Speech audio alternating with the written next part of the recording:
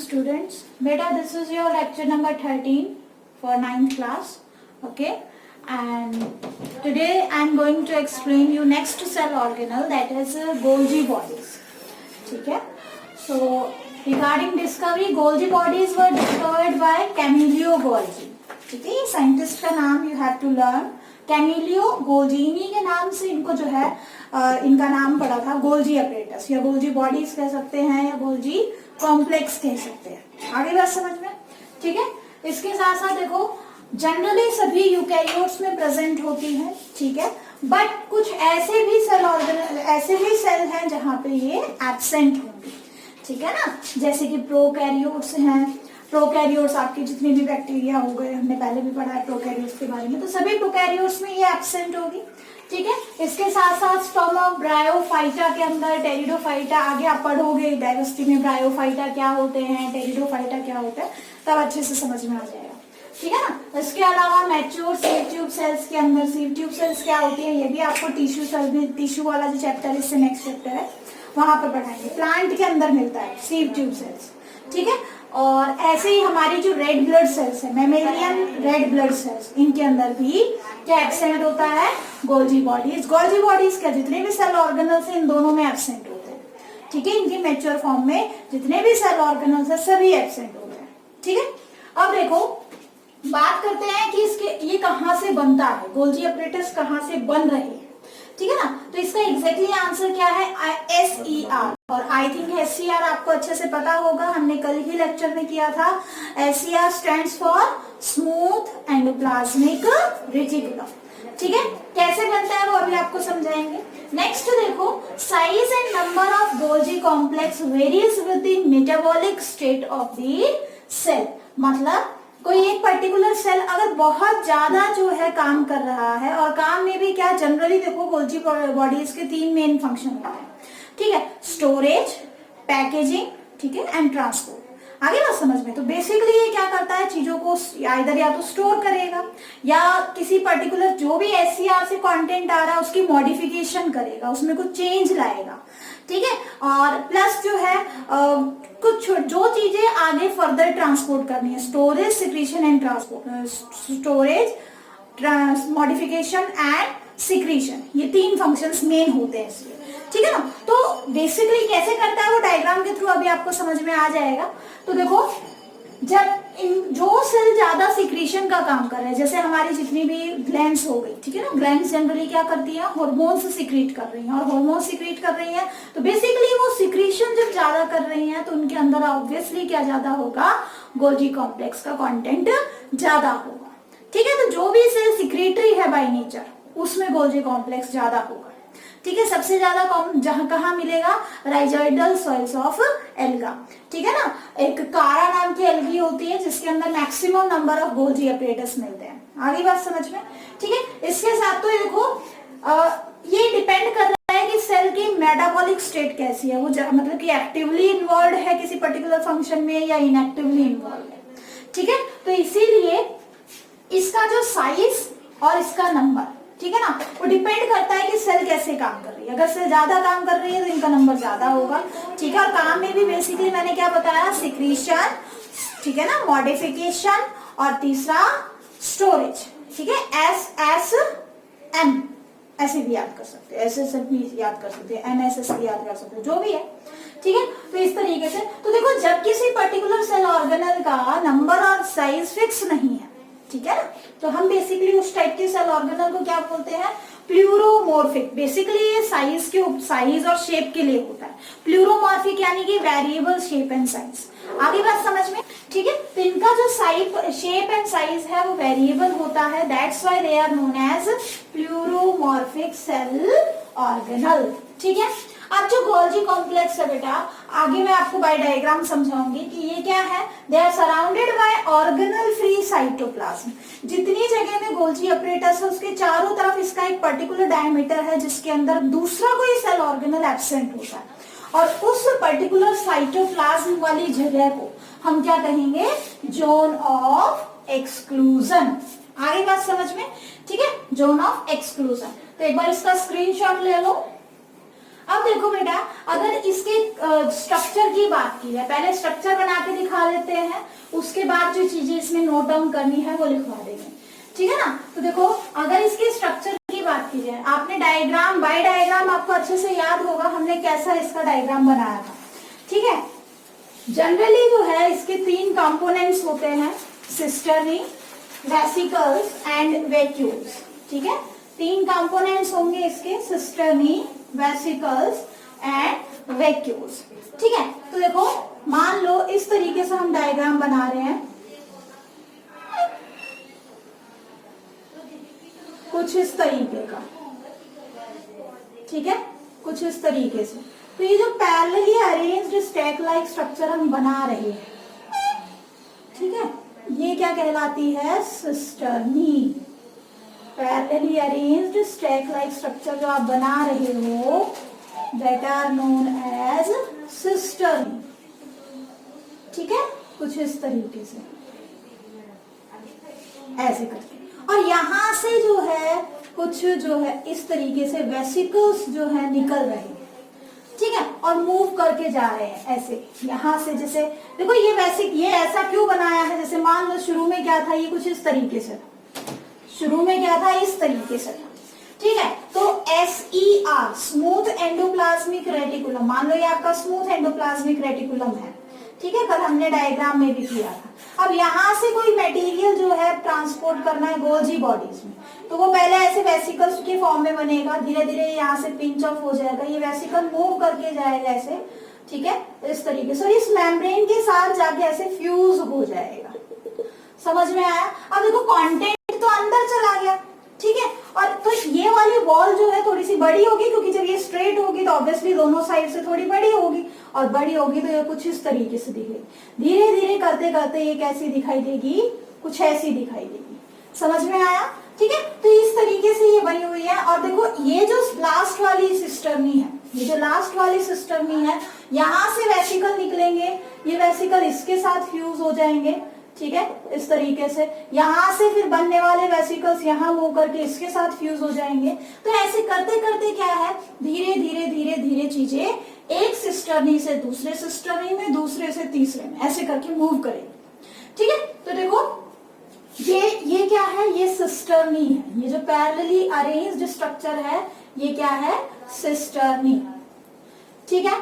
और मतलब कि फ्लैट ऑर्गन्स, फ्लैट पार्ट होते हैं, unbranched parallelly arranged flattened stack like structures, ठीक है ना। इसके साथ साथ ये क्या है, वेसिकल्स हैं, इनको क्या बोलते हैं, वेसिकल्स, ठीक है, ये भी वेसिकल्स ही हो गए। और अल्टीमेटली जब यहाँ से जो वेसिकल्स, बहुत सारे वेसिकल्स से निकलेंगे, तो ये आपस में एक दूसरे के साथ फ्यूज हो जाएंगे, ठीक है ना, और फ्यूज होके एक बड़ा सा वैक्यूल बना लेंगे, उसको क्या बोलेंगे हम, वैक्यूल। और वैक्यूल आगे चल के क्या शो करेगा, एक्सोसाइटोसिस, ठीक है ना। तो इसका डायग्राम मैं अभी आपको करवाऊंगी, क्या कैसे क्या होता है। फिलहाल के लिए देखो, वेसिकल्स, वैक्यूल्स मैंने बता दिया है क्या होते हैं, आगे मैं लिखवा दूंगी, ठीक है।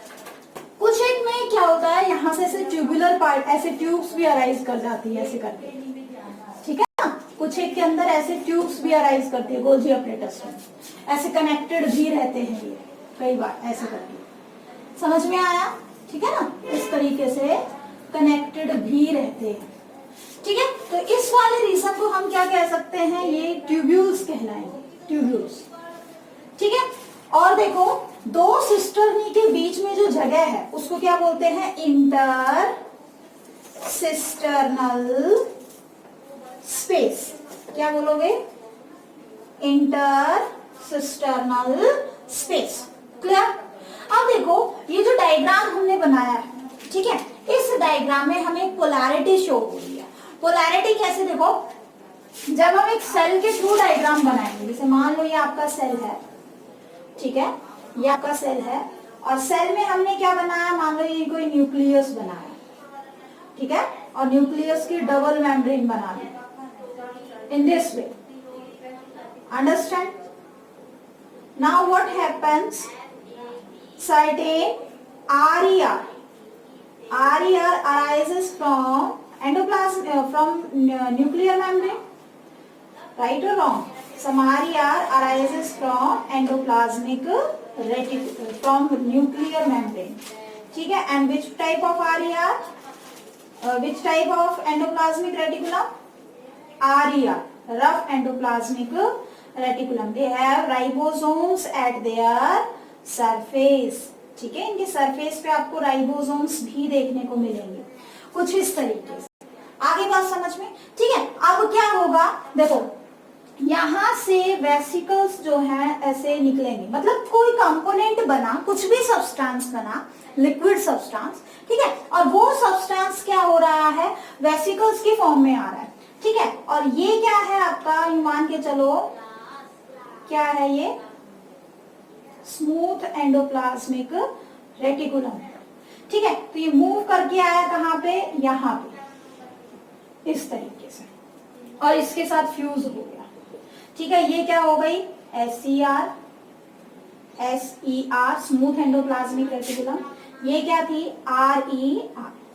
अब यहां से जब कंप्लीटली SCR के अंदर चीजें बन जाती हैं और कुछ इसमें ऐड होना होता है वो बन जाता है, अल्टीमेटली यहां से क्या होगा, कुछ ऐसे वेसिकल्स फ्यूज करेंगे, ठीक है ना, यहां से वेसिकल्स फ्यूज करेंगे, ठीक है, और गोल्जी कॉम्प्लेक्स कैसा है बेटा, गोल्जी कॉम्प्लेक्स कुछ इस तरीके से बना हुआ है, ठीक है, कुछ इस तरीके से है, ऐसे करके,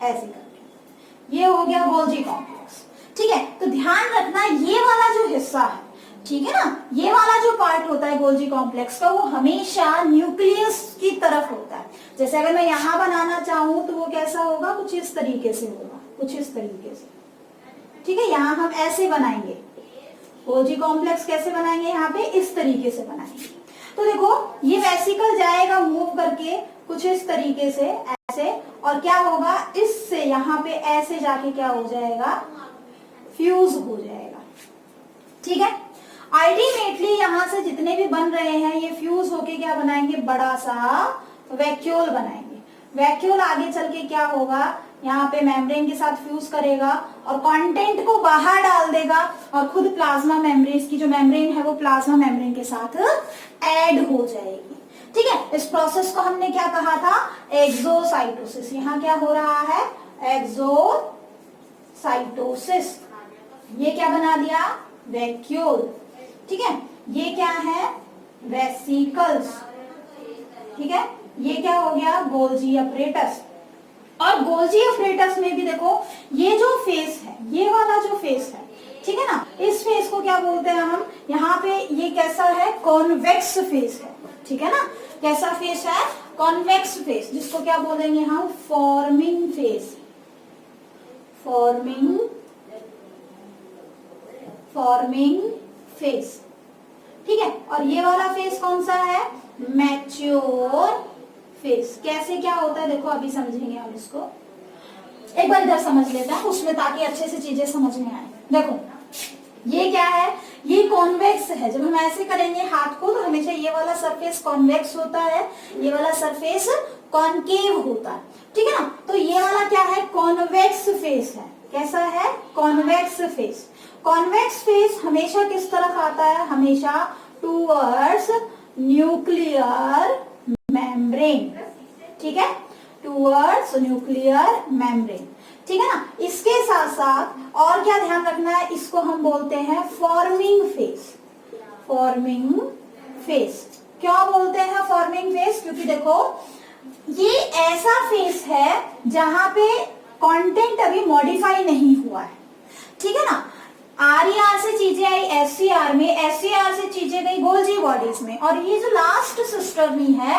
इसमें अभी नई नई चीजें आई है, जब वो इस सिस्टर्नी से मूव करती हुई इस सिस्टर्नी में आएगी, यहाँ से मूव करती हुई इसमें जाएगी और अल्टीमेटली यहाँ से निकल के वैक्यूल से बाहर, ठीक है, तो उस दौरान उसमें क्या होता है, मॉडिफिकेशंस होती हैं, मतलब कि उसमें कुछ अलग अलग केमिकल्स ऐड किए जाते हैं, ठीक है ना, आगे बात समझो, उसको क्या बोलते हैं, उस प्रोसेसर को क्या बोलते हैं हम, मॉडिफिकेशन, क्लियर, तो देखो जब मॉडिफिकेशन हो रही है तो ऑब्वियसली वो चीज मैच्योर हो रही है, तो यहाँ से बनना स्टार्ट हुआ इसलिए फॉर्मिंग फेस, और यहाँ से यहाँ पे आके खत्म हो जाता है इसलिए उसको क्या बोलते हैं, मैच्योरिंग या मैच्योर फेस, आगे बात समझ में, ठीक है ना, तो देखो ये क्या कहलाते हैं, ये फॉर्मिंग फेज और मैच्योरिंग फेज जो है इसको हम क्या बोलते हैं, पोलैरिटी ऑफ द, इसी को एक और नाम दिया जाता है सिस फेज, कई नाम है इसके, ठीक है, सिस फेज, या इसी को क्या बोल देते हैं हम, जो है आपका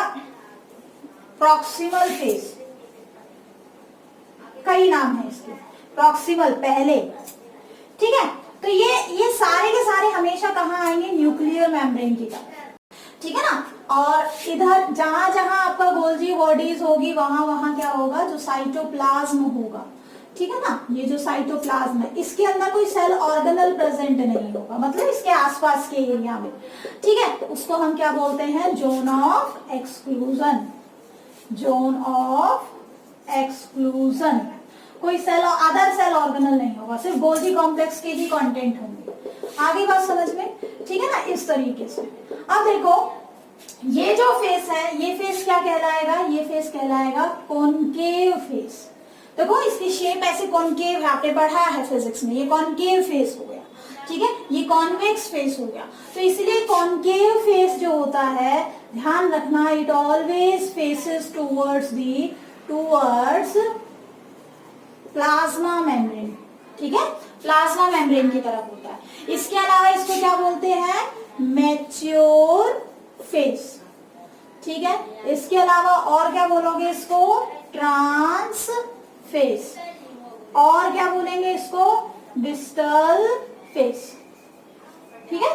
तो देखो ये नाम क्यों रखे गए हैं, कॉनकेव इसकी शेप की वजह से, मैच्योर फेस क्यों कहा, क्योंकि जब तक यहाँ तक चीजें आती हैं तब तक क्या हो चुका होता है, मॉडिफिकेशन हो चुका होता है, ठीक है ना, इसीलिए क्या कह दिया, मैच्योर फेस। ट्रांस, सिस का अपोजिट ट्रांस है, ठीक है ना, वो सिस जो है मैच्योर फेस में जो चीजें होती है कन्फिगरेशनल वैल्यू के फॉर्म में दिया हुआ है ये, ठीक है ना, प्रॉक्सिमल पहले, डिस्टल बाद में, ठीक है। तो इसी तरीके से इसके नाम दिए हुए हैं। तो आई थिंक आपको डायग्राम समझ में आ गया होगा। अच्छा, इस गोल्जी कॉम्प्लेक्स के अंदर जो आपको चीजें भरी हुई मिलेंगी वो क्या होती है, ग्राउंड सब्सटेंस, ठीक है ना। और बीच बीच में ये जो स्पेस अवेलेबल है, ये वाला स्पेस, ये वाला स्पेस, दो मतलब सिस्टर्नी के बीच बीच में जो स्पेस है उसको क्या कहते हैं, इंटरसिस्टर्नल स्पेस। क्लियर। तो देखो इस डायग्राम से हमें क्लियर हो रहा है कि चीजें यहां से आरिया से चली, आरिया से एससीआर में गई, एससीआर से वेसिकल्स के थ्रू होती हुई किसमें पहुंची, गोल्जी बॉडीज में, गोल्जी बॉडीज में मॉडिफिकेशन हुआ और मॉडिफिकेशन से फिर अल्टीमेटली वैक्यूल्स बने, मतलब वहां से पिंच ऑफ होके वैक्यूल्स बने और वैक्यूल्स ने क्या कर दी, एक्सोसाइटोसिस, यानी वो चीज जो बाहर सेल से बाहर ट्रांसपोर्ट कर रही है। आ रही है बात समझ में, ठीक है ना। तो अब इंपॉर्टेंट क्या है, देखो आरईआर बेसिकली किसके लिए रेस्पॉन्सिबल था, प्रोटीन सिंथेसिस के लिए। आप सभी ने पढ़ा है कि प्लाज्मा मेम्ब्रेन किससे बनती है, प्रोटीन से बनती है, ठीक है ना। प्लाज्मा प्रोटीन और लिपिड बाइलेयर से बनती है। तो प्लाज्मा मेम्ब्रेन के प्रोटीन किसने बनाए, किसने बनाए, आरईआर ने। अब वहां से कंटेंट आया एससीआर में, क्या बन गया, लिपिड, ठीक है। फिर हमने ये भी पढ़ा था कि प्लाज्मा मेम्ब्रेन के सरफेस पे कुछ ग्लाइकोप्रोटीन और ग्लाइकोलिपिड्स होते हैं। तो वो ग्लाइकोप्रोटीन और ग्लाइकोलिपिड कहाँ बनते हैं, हमारे गोल्जी एपरेटस के अंदर बनते हैं। आगे बात समझ में, ठीक है। तो देखो अब जो है ये चीज हमें ध्यान में रखनी है, ये क्या कर रहा है, ये स्टोरेज कर रहा है, सिक्रीशन कर रहा है, चीजों को सिक्रीट करवाने का काम कर रहा है, क्योंकि देखो वैक्यूल्स यहीं से बन रहे हैं, और मॉडिफिकेशन ऑफ सब्सटेंसेस भी कर रहा है, ठीक है। तो ये इंपॉर्टेंट है, फंक्शन इसके स्ट्रक्चर से ही डिफाइन हो जाते हैं, ठीक है ना। तो एक बार इसका स्क्रीनशॉट ले लो ताकि जो है आपको चीजें समझने में आसानी हो। अब एक बार लिख लेते हैं कि what are various components and what are जो है functions of Golgi apparatus, cis phase, mature phase क्या होते हैं, ठीक है।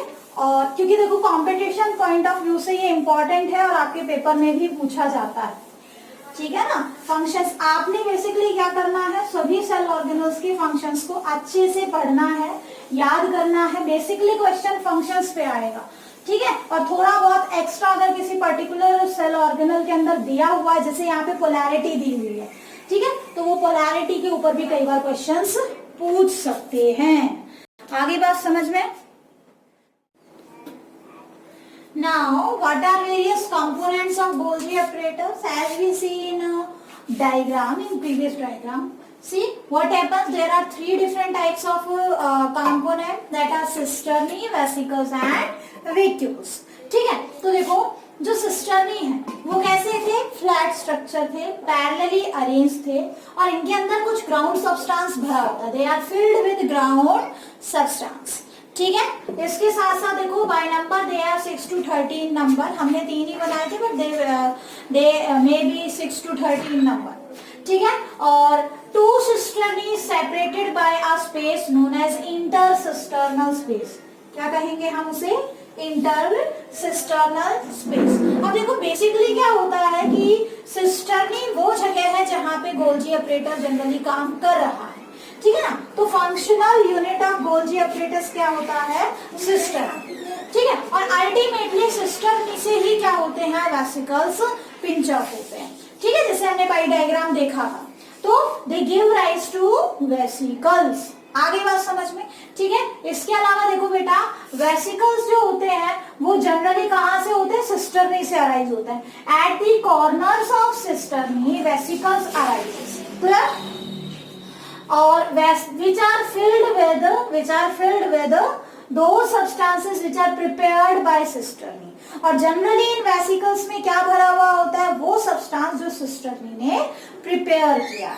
ठीक है, वैक्यूल्स क्या है, अब अल्टीमेटली जब मैच्योर फेज पे पहुंच जाएंगे तो मैच्योर फेज पे क्या होगा, वहां से वेसिकल्स निकल रहे होंगे और वो वेसिकल्स फिर फ्यूज करके एक बड़ा सा स्ट्रक्चर बनाएंगे जिसको क्या कहा जाएगा, वैक्यूल। तो गोल्जी वैक्यूल्स जिनको बेसिकली कहते हैं, तो Golgi vesicles fuse together to form a larger structure known as Golgi vacuoles. और जनरली ये क्या करता है, फॉर सिक्रीशन करने के लिए इट अंडरगोज एक्सोसाइटोसिस। और एक्सोसाइटोसिस का मतलब मैंने आपको पहले भी बताया, जब कोई वेसिकल या वैक्यूल प्लाज्मा मेम्ब्रेन के साथ फ्यूज होता है, फ्यूज करके जो कंटेंट उसमें भरा हुआ है वो तो बाहर फेंक दिया, मतलब बाहर से डाल दिया और उसकी मेम्ब्रेन जो है प्लाज्मा मेम्ब्रेन में मर्ज हो गई, दैट इज एक्सोसाइटोसिस, जिसको हमने सेल वॉमिटिंग भी कहा था। ठीक है, तो ये क्या है, कंपोनेंट्स ऑफ गोल्जी एपरेटस। अब देखो अगर हम बात करें प्लांट्स की, ये इंपॉर्टेंट है इसीलिए नोट में याद कर लेना इसको, प्लांट्स के अंदर इस टाइप के कंपोनेंट्स नहीं बनते। ठीक है ना, तो प्लांट सेल के अंदर आपको गोल्जी एपरेटस देखने के लिए नहीं मिलेंगे, लेकिन वो क्या होते हैं, ये जो कंपोनेंट्स है वो स्कैटर्ड फॉर्म में होते हैं। In plant different components of Golgi complex are not well developed, ठीक है, and present in scattered form, बिखरे हुए हैं, कोई कहीं है कोई कहीं है, कहीं आपको सिस्टर्नी मिल रही है, कहीं आपको वेसिकल्स मिल रहे हैं, एग्रीगेटेड फॉर्म में, कॉम्प्लेक्स नहीं बनेगा। ठीक है, और इस टाइप की जो गोल्जी होती है उसको हम डिक्टियोसोम कहते हैं। तो प्लांट्स में हमेशा डिक्टियोसोम मिलते हैं, ना कि गोल्जी एपरेटस। आगे बात समझ में। ठीक है, तो एक बार इसका स्क्रीनशॉट ले लो बेटा। नाउ पोलैरिटी जैसे देखो बेटा हमने देखी थी, पोलैरिटी का मतलब क्या होता है कि दो अलग अलग फेस हमें दिखाई दे रहे हैं, है ना, एक कॉनकेव फेस और एक कॉन्वेक्स फेस।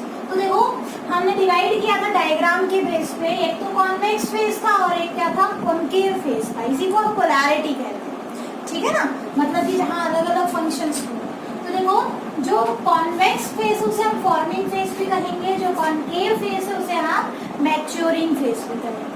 ठीक है, जो मैच्योरिंग फेस है वो हमेशा प्लाज्मा मेम्ब्रेन की तरफ होगा और जो फॉर्मिंग फेस है वो हमेशा न्यूक्लियस की तरफ होगा। आगे बात समझ में। इसके साथ साथ देखो क्यों इसे ऐसा क्यों कहा जाता है, देखो it is a face where vesicles from smooth endoplasmic reticulum come and fuses with sister. ऐसे यहाँ से वेसिकल आया और सिस्टर्नी से फ्यूज कर गया, समझ में आ गया। ठीक है, इसके साथ साथ यहाँ पे इसीलिए गोल्जी एपरेटस कंटिन्यूअसली क्या हो रही है, कंटिन्यूअसली बन रही है जी, ये कंटिन्यूअसली फॉर्म, कंटिन्यूअसली फॉर्म। आगे बात समझ में। ठीक है, तो ऐसे ही अगर हम बात करें कॉनकेव फेस की या मैच्योरिंग फेस की, तो यहाँ पे क्या है कि वो जगह face where Golgi complex is fully mature and functional, जहाँ से बिल्कुल मैच्योर चीजें निकल रही है।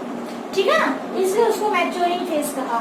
It give rise to vesicles, इससे क्या बन रहे हैं, वेसिकल्स बन रहे हैं, which fuses to form vacuoles, जो अल्टीमेटली एक दूसरे के साथ फ्यूज होके क्या बना रहे हैं, बड़े बड़े वैक्यूल्स बना रहे हैं। अब वैक्यूल्स मूव करके जाएंगे, प्लाज्मा मेम्ब्रेन के साथ फ्यूज होंगे और प्लाज्मा मेम्ब्रेन से कंटेंट बाहर निकाल देंगे, दैट इज एक्सोसाइटोसिस। क्लियर? ठीक है, तो ये फेस आपको याद रखना है, यहाँ से क्वेश्चन आते हैं एमसीक्यू।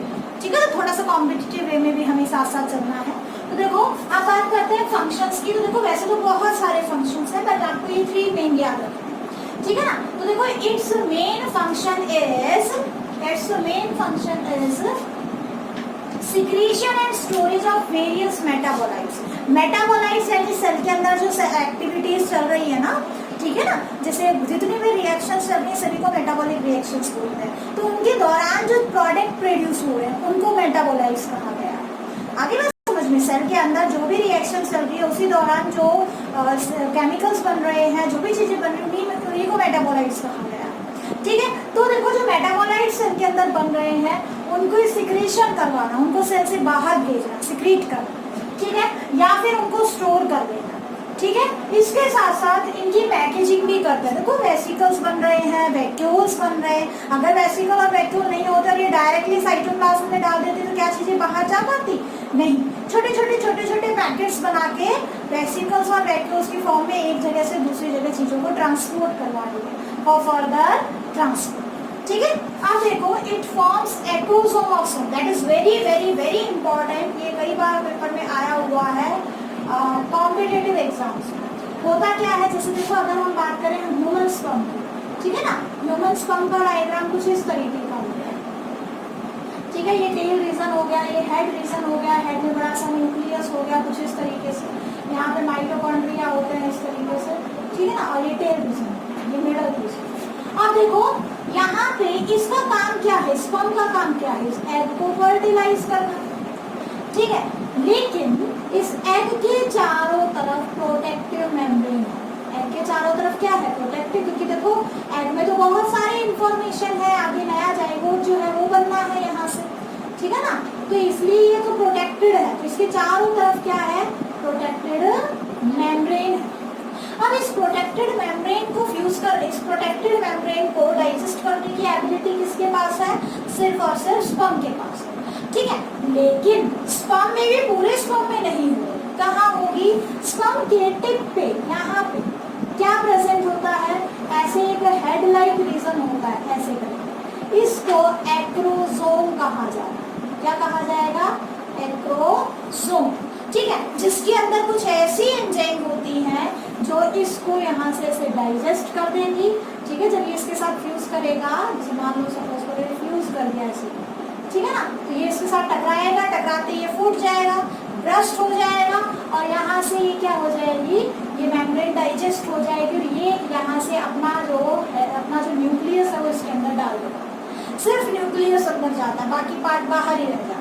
ठीक है ना, तो इस तरीके से क्या होता है? फर्टिलाइजेशन।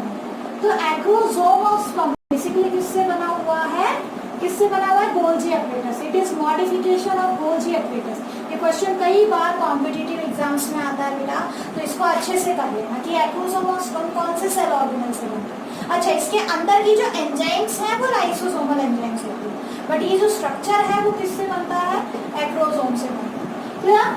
ठीक है, इसके अलावा देखो ये जो है it is site of modification of various substances. ठीक है, मतलब चीजें वो यहाँ से अंदर गई, एससीआर से वेसिकल बन के जो है सिस फेस में फ्यूज हो गए और अल्टीमेटली चीजें अब क्या होने लगी? मैच्योर होने लगी। तो मैच्योर होने का मतलब क्या है? मॉडिफिकेशन। अगर प्रोटीन है तो उससे ग्लाइकोप्रोटीन बन जाना, लिपिड है तो उससे लिपिड बन जाना, ग्लाइकोलिपिड बन जाना। ठीक है, और इस प्रोसेस को, मॉडिफिकेशन वाला जो प्रोसेस है उसको क्या कहते हैं हम? ग्लाइकोजाइलेशन। क्या कहोगे? ग्लाइकोजाइलेशन। ठीक है, तो एक बार इसका स्क्रीनशॉट ले लो ताकि ग्लाइकोजाइलेशन लिखवा दे। क्या है ग्लाइकोजाइलेशन? ठीक है, देखो ग्लाइकोजाइलेशन का मतलब क्या होता है?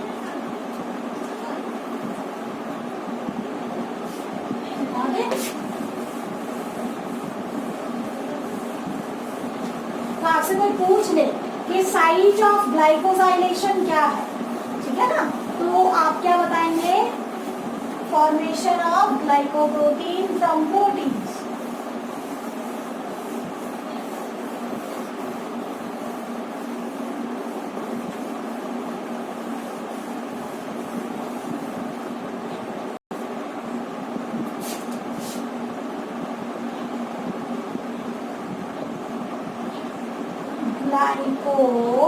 ग्लाइकोजाइलेशन। क्या मतलब होता है ग्लाइकोजाइलेशन का? प्रोसेस ऑफ फॉर्मेशन या adding, process of adding glucose to protein in order to form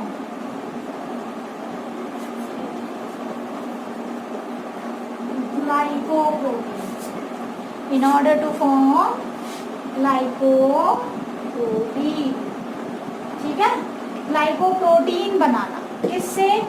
protein से, ग्लाइकोप्रोटीन। क्लियर?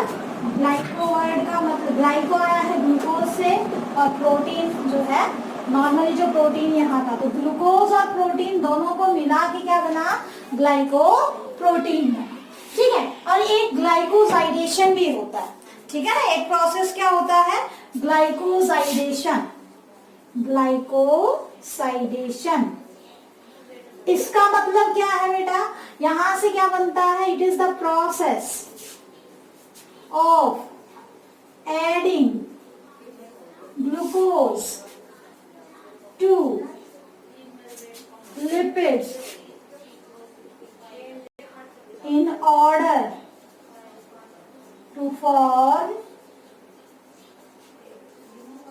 ग्लाइकोलिपिड्स। लिपिड्स में क्या जोड़ दिया है हमने? ग्लूकोज जोड़ दिया है, कार्बोहाइड्रेट जोड़ दिया। बेसिकली क्या होता है, यहाँ कार्बोहाइड्रेट जुड़ती है, बट आप अपने लेवल पे बोल सकते हो कि ग्लूकोज भी जोड़ रहे हैं, ठीक है ना? बेसिकली यहाँ क्या जुड़ता है? कार्बोहाइड्रेट। क्लियर? ठीक है? Glucose is also type of carbohydrate. तो ये आपको याद रखना है बेटा, that is important regarding your competitive exams. ठीक है? इस पार्ट को अच्छे से कर लेना, कई बार पूछा गया है, ठीक है? तो इस तरीके से इसको अच्छे से पढ़ना है आपको। ग्लाइकोजाइडेशन किसे कहते हैं? ग्लाइकोजाइडेशन ये होता कहाँ है? इन दी गोल्जी अपरेटस, ठीक है? सिस्टर के अंदर। Clear? That's all for today's lecture. Next lecture में we'll study about mitochondria. Okay?